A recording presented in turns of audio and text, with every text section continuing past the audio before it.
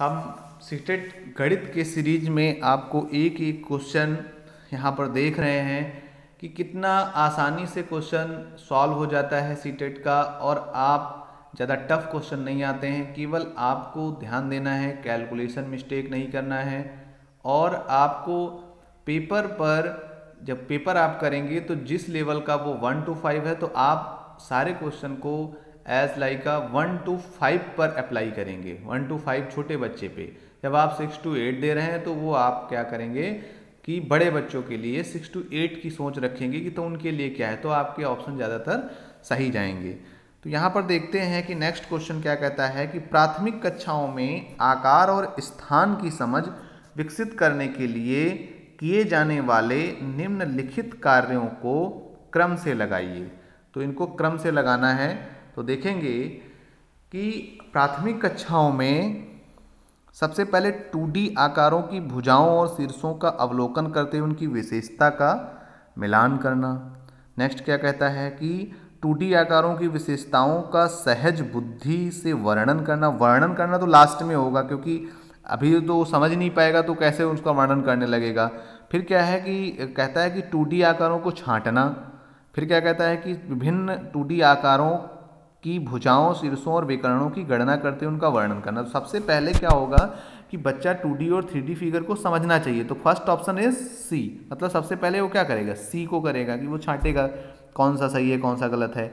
फिर क्या करेगा कि अगर 2D फिगर उसने छांट ली है उसमें, तब उसमें से वो शीर्षों का अवलोकन करते हुए उनकी विशेषता का मिलान करेगा कि उसके शीर्ष क्या होते हैं 2D फिगर में, जहाँ दो लाइनें, जहाँ पर दो हमारी साइडें जो है मीट करती हैं। तो ये इसके बाद क्या आएगा, ए आएगा। तो देख लेंगे, जैसे ही हमने इन दो ऑप्शन को किया आपका ऑप्शन मिल जाएगा। First is A D, second is C A. तो यही हमारा सी ए, और कोई सी नहीं, दो सी में था, तो उसके बाद यही हमारा सेकंड ऑप्शन करेक्ट हो जाएगा। तो आप ऐसे क्वेश्चन को करेंगे जब वहाँ पे, तो आपको बहुत आसानी से उन क्वेश्चंस को कर सकते हैं। नेक्स्ट क्वेश्चन देखते हैं कि क्या लिखा हुआ है कि यदि एक ऑपरेटर यहाँ पर ऑपरेशन लगाया गया है, वो इस रूप से परिभाषित किया गया है कि अगर वो 4 और ऑपरेटर 3 लिखा हुआ है, तो मतलब क्या हो जाता है कि 4 + 5 + 6, ठीक है ना। फिर अगर जो वो कहता है कि 5 और +4, तब वो क्या लिखते हैं कि 5 + 6 + 7 + 8। फिर क्या है कि अगर जो कहता है कि 6 + 4, तो हम क्या करते हैं 6 7 8 9। तो यहाँ पर ये ऑपरेटर आपको क्या बता रहा है, इसको आपको समझना है। तो ध्यान देंगे कि ये ऑपरेटर ये बताता है कि अगर ये 4 है, उसके बाद 3 लिखा हुआ है, तो 4 से लेकर हम 4, 5 और 6 का एडिशन करते हैं। जैसे कि 5 है, तो 5 के बाद जब 4 लिखा हुआ है, तो हम क्या करते हैं 5, 6, मतलब नेक्स्ट उसकी जो डिजिट है 4 डिजिट, वहाँ तक हम जाते हैं। सिमिलरली जब 6 के बाद 4 लिखा है, तो 6 के आगे हम जाएंगे, स्टार्टिंग 6 से करेंगे, 6 7 8 9, 6 + 7 + 8 और +9। तो इस आधार पे अब आपको एक सीक्वेंस दिमाग में बैठ गया है। तो उसने पूछा कि n + 8 क्या होगा, तो आप स्टार्टिंग कहाँ से करेंगे, n से करेंगे। नेक्स्ट क्या आएगा, n + 1 आएगा, तो ये एक हो गया। फिर क्या करेंगे, n + 2 करेंगे। फिर क्या करेंगे, n + 3 करेंगे। फिर क्या करेंगे, ये 4 हो गए, n + 4 करेंगे। फिर क्या करेंगे, n + 5, n + 6 और n + 7। ये हमारे हो गए टोटल। अब n कितने होंगे इसमें, जब 8 टाइम्स हमने किया है तो 8n होंगे।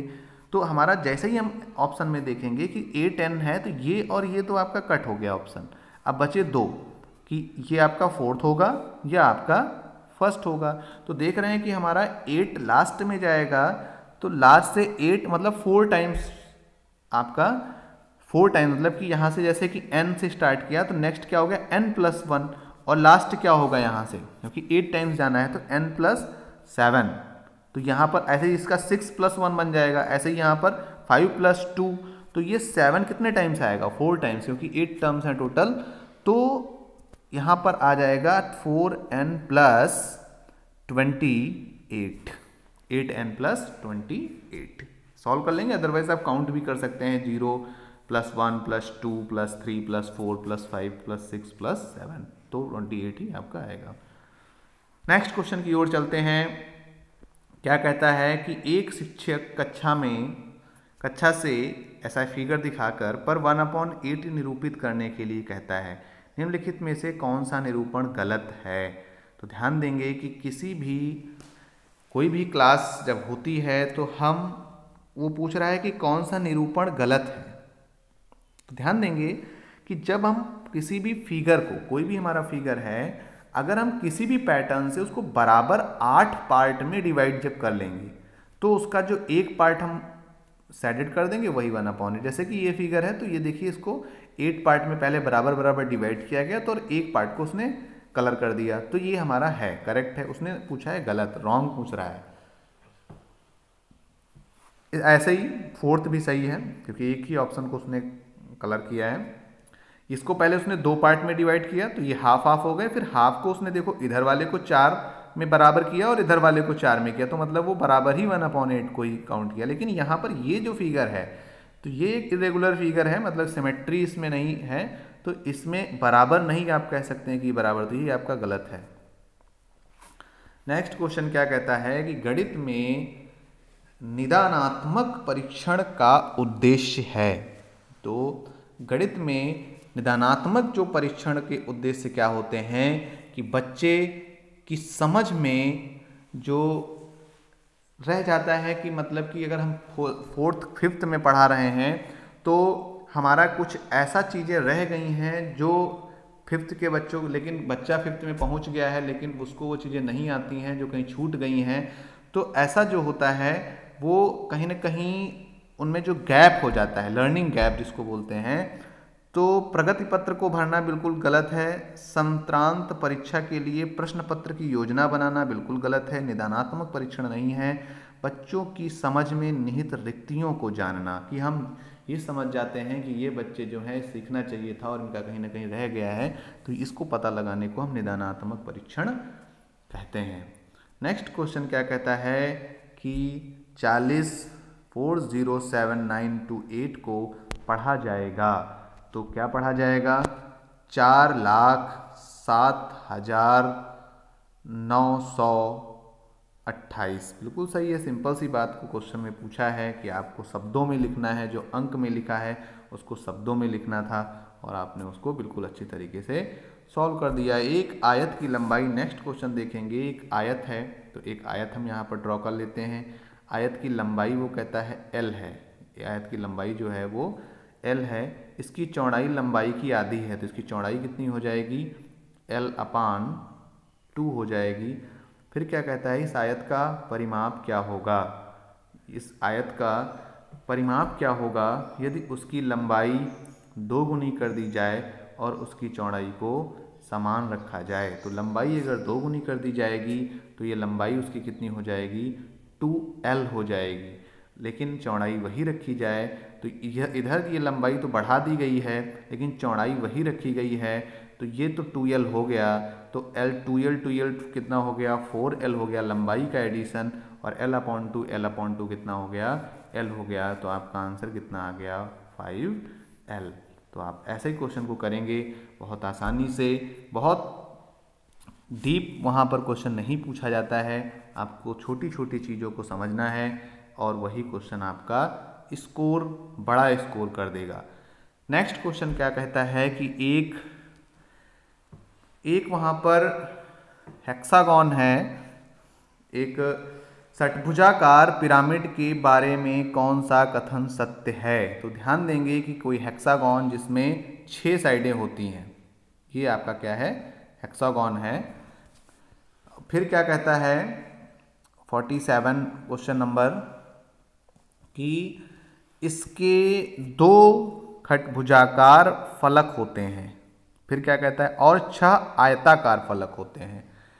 तो 6 आयताकार फलक तो ठीक है, लेकिन उसने क्या कहा है कि इसके 2 खटभुजाकार फलक होते हैं, ऐसा नहीं है। फिर उसने कहा है कि इसके 6 खटभुजाकार फलक होते हैं और 6 आयताकार फलकों से जुड़े हुए होते हैं।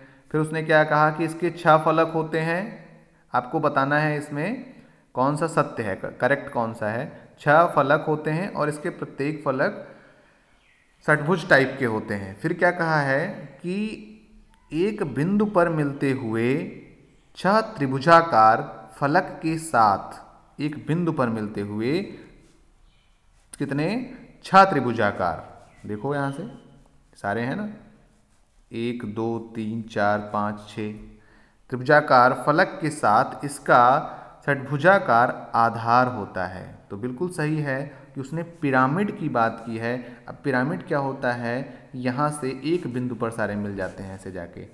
पिरामिड और प्रिज्म में यही अंतर होता है, जो पिरामिड होता है वो एक बिंदु पर नीचे का जो बेस होता है, बेस से सारे रेक्टेंगल एक साइड जाके मिलते हैं, लेकिन जो प्रिज्म होता है तो प्रिज्म का जो टॉप होता है वही उसका बेस भी होता है। तो अगर जो हम कहीं पे, जैसे यहाँ पर पिरामिड आया है, अगर प्रिज्म आता है तो प्रिज्म के जो फलक होते हैं तो वो आयताकार होते हैं, आयताकार या वर्गाकार। लेकिन यहाँ पर क्या है कि आपका पिरामिड है तो पिरामिड में हमेशा जो उसके त्रिभुजाकार फलक ही होते हैं। फिर क्या वो कहता है, तो यही ऑप्शन 4 हमारा बिल्कुल करेक्ट ऑप्शन है। नेक्स्ट वो क्वेश्चन ये कह रहा है कि हिंदू अरबी संख्यांक पद्धति में 4 अंक वाली कितनी संख्याएं हैं। तो ध्यान देंगे कि हिंदू अरबी संख्यांक में 4 अंक वाली जो संख्याएं हैं, तो ध्यान देंगे 4 अंक की जो संख्या सबसे बड़ी संख्या होती है वो होती है 9999। इससे आगे जाएंगे तो 5 अंक हो जाएंगे। फिर लेकिन इसमें 999 जो है वो कहती हैं 3 अंक की संख्याएं भी इसमें हैं, 1 से लेकर हमने काउंटिंग किया है। तो 4 अंक की संख्याएं जो हैं हम क्या करेंगे, माइनस कर देंगे यहाँ से, टोटल 999 को 999 से माइनस कर देंगे तो हमारे पास बचेगा 9000। तो ये हमारा है सेकंड ऑप्शन। फिर देखते हैं कि क्वेश्चन नेक्स्ट क्या कहता है कि विकास 56 विद्यार्थियों की कक्षा को गणित पढ़ाता है। उसका यह विश्वास है कि यदि परीक्षा के तुरंत बाद फीडबैक दी जाए तो वह प्रभावी होती है। वह 10 अंकों की एक छोटी कक्षा परीक्षा का आयोजन करता है। फिर क्या करता है कि प्रभावी तरीके से प्रतिपुष्टि फीडबैक देने का सबसे अच्छा तरीका कौन सा है। देखो यहाँ से कि वह पूरी कक्षा के लिए चर्चा का आयोजन कर सकता है कि वे किन तरीकों से अपने उत्तरों पर पहुँचे और सही उत्तर पर पहुँचने की प्रभावी युक्ति कौन सी है, हो सकता है। नेक्स्ट देखते हैं कि इससे भी बेस्ट ऑप्शन तो नहीं है कि वह यादृच्छिक रूप से किसी भी एक कॉपी का चयन करे और बोर्ड की सहायता से उस कॉपी में उत्तर प्राप्त करने की विधि पर चर्चा करे। नेक्स्ट क्या है कि वह विद्यार्थियों को एक दूसरे के उत्तरों की जांच करने दे। ठीक है। नेक्स्ट क्या कहता है कि वह प्रत्येक सवाल के हल को बोर्ड पर समझाए और विद्यार्थियों से कहे कि वे स्वयं अपने उत्तरों की जांच करें। तो 49 क्वेश्चन को आप देखेंगे कि हमें ऐसा लगता है कि इसमें से जो भी टीचर होते हैं, जो सब लोगों का पढ़ाने का अपना अलग अलग वे होता है, तो किसी को लगेगा कि ये सही है, लेकिन किसी को लगेगा नहीं ये सही है। तो अपने पढ़ाने के तरीके के अनुसार आपको ऑप्शन ये सारे सही लगते होंगे, लेकिन आपको वही ऑप्शन सेलेक्ट करना है कि जो आपको नंबर दे। तो नंबर देने के लिए यहाँ पर हम समझेंगे कि अब जैसे कि एक विद्यार्थी को एक दूसरे के उत्तर के लिए जांचने के लिए देंगे तो शायद, क्योंकि बच्चे होते हैं, छोटे बच्चे हैं, तो वो एक दूसरे से झगड़ा भी कर सकते हैं। दूसरा क्या है कि अगर एक ही कॉपी का करेंगे तो वहाँ पर सारे बच्चों की कमियों को पता नहीं चलेगा, तो ये तो ऑप्शन नहीं हो सकता है। दूसरा क्या है कि वह पूरी कक्षा के लिए चर्चा का आयोजन अगर करेगा तो टाइम भी लगेगा बहुत और उतना पॉसिबल भी नहीं। तो इसमें से हमें लगता है कि 4th ऑप्शन सबसे ज़्यादा नज़दीक सही है और ये करेक्ट भी है, यही बोर्ड ने भी माना है कि ये ऑप्शन करेक्ट है। नेक्स्ट क्वेश्चन देखते हैं कि एक शिक्षक आकार पढ़ाने के लिए ऐतिहासिक स्थलों के भ्रमण की योजना बना सकता है, क्योंकि फर्स्ट ऑप्शन क्या कहता है कि क्षेत्र भ्रमण CBSE द्वारा अनुशंसित किए गए हैं, इसके लिए वे अति आवश्यक हैं। फिर क्या है कि आकार किसी भी वास्तुकला का अभिन्न हिस्सा होते हैं। बिल्कुल सही कह रहा है कि जो आकार होते हैं वो मंदिर में आप देखेंगे तो एक वास्तुकला के ही हिस्सा होते हैं। इस तरह के भ्रमण संबंधी विषयों के आपसी संबंधों का बढ़ावा देता है। बिल्कुल करेक्ट है और यही इसका सही जवाब है।